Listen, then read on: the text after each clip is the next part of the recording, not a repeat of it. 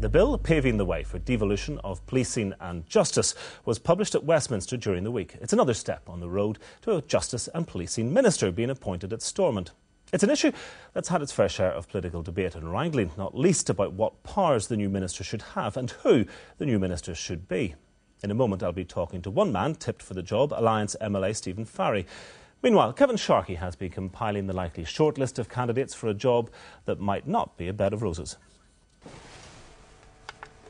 It's a new dawn, it's a new day. It's a new life for me, yeah. It's a new dawn, it's a new day. It's a new life for me. Ooh, it'll certainly be a high-profile job. And I'm feeling good. So it should be a much sought-after post, albeit challenging. But high-profile and particularly sensitive jobs like this, which give you huge responsibilities for the broad arena that is criminal justice, can sometimes be extremely challenging. You never know where the minefields might be. You're an embarrassment to the Prime Minister, Mr. Blunkett. I am guilty of a mistake, and I am paying the price for it. I think one of the biggest challenges that any minister has is simply the volume of issues hitting you. Of course, the number of issues in the UK as a whole has been obviously enormous, but in Northern Ireland there will be great complexity between policing on the ground and the relationship with justice overall. And that's complicated, of course, because everybody's also got an eye to cross-border activity in Ireland as well. It'll be some time yet before we know when exactly the new powers will be handed over to our local politicians and who the new minister will be. What we do know is that some people have well and truly been ruled out. You know, it's become very personalised. Gordon Brown said the deal would also see the policing and justice powers in local hands for the first time since 1972. So who might the new minister be? Well, the two big parties, Sinn Féin and the DUP, have ruled themselves out, and they may not want to give it to their immediate rivals, the Ulster Unionists and the SDLP. So that leaves Alliance and the possibility that this key post of government could be filled from the ranks of as few as 7 MLAs. And it's widely thought this could be narrowed down even further.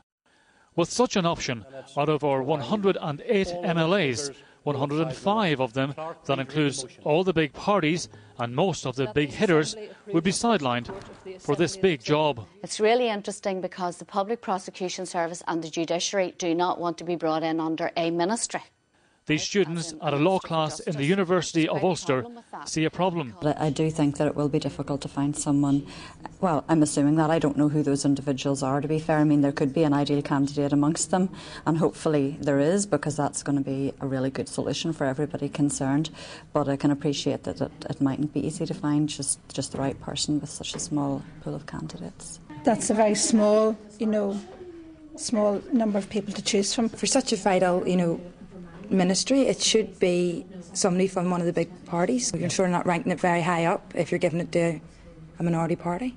Others share these concerns. The first thing they're going to have to do is to go and visit all the different areas of criminal justice and get themselves accepted by those departments. Now, I don't think that I would like to be someone who has not got a legal background and experience to try to go to persuade the Public Prosecution Service, to persuade the Judiciary that I am the person to take forward criminal justice in Northern Ireland. Because questions can be asked of you, and you're the minister, you're the person who's supposed to know. So as you see it, a legal background is a prerequisite? Well, I would be of the opinion that a legal background would be essential. If I was writing the job description, one of the essential criteria I would put forward is certainly a legal background. Absolute, without a shadow of doubt. The old jail here on the Crumlin Road and connected by a tunnel running underneath the road to the old courthouse, once among the bastions of dispensing and rolling out justice here in Northern Ireland. But no more. The old, long since having given way to the new. And so too with the devolution of policing and justice. And the very many tentacles of the new arrangements will reach far and wide into community life here? So far, all of the attention has been devoted to the policing situation. But now I think the debate will perhaps focus more on administration of justice, on legal aid, if you will. And indeed, we have to look at the legislation that will be passed in the years ahead, dealing with matters of the substantive crime and how those matters are processed through the court. So it will be legislation involved in substantive law and procedural law. That's what will concern us in the years ahead. The range of duties apart, without enough money, the new role could take some considerable time to blossom. I think there's a very important behind-the-scenes discussion and dance going on at the moment, which is effectively a devolution dowry, and that is how much money will be around for the various institutions that will be the responsibility of the new minister. And that really does go beyond police or just police and courts and prisons, all of which are very expensive, but all of these other issues. Now, this is not the best of times to be trying to negotiate a devolution dowry, and the outcome of that will be very important for how devolution of criminal justice and policing and all those other issues work in practice over the next few years. And experience elsewhere suggests that these early warning soundings on the home front are timely. Much then to ponder for our as yet unknown Justice Minister in waiting. Well, firstly, recognise you're in entirely uncharted territory in terms of the modern situation in Northern Ireland, and therefore that you have a responsibility way beyond what would normally be the case with a departmental minister.